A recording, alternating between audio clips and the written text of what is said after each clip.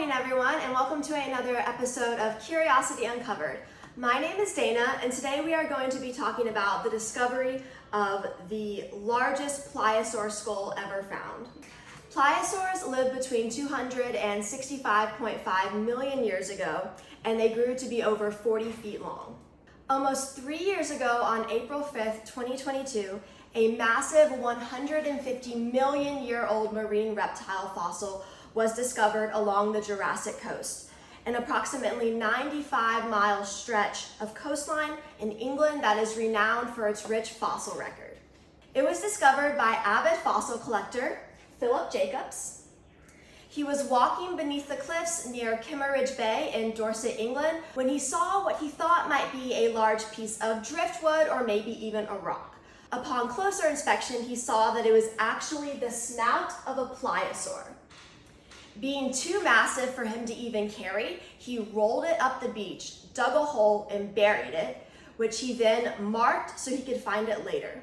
Recognizing its significance to science, he then contacted local paleontologist Steve Etches.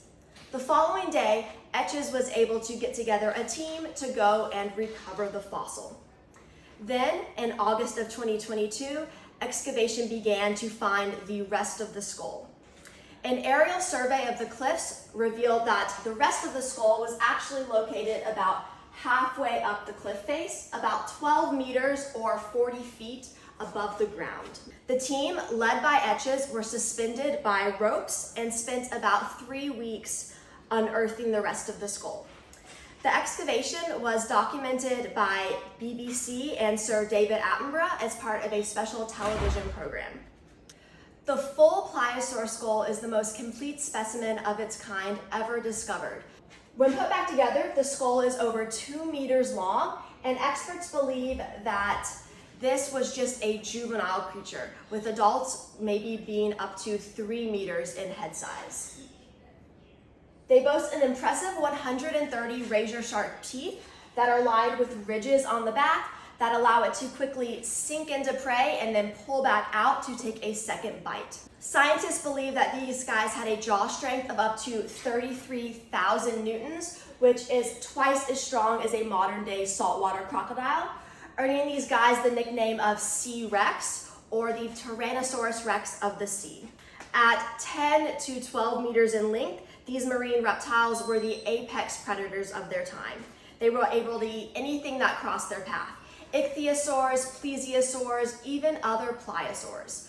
Fossil records have shown that there are actually teeth marks from pliosaurs on other pliosaur bones, suggesting that they may have even eaten each other.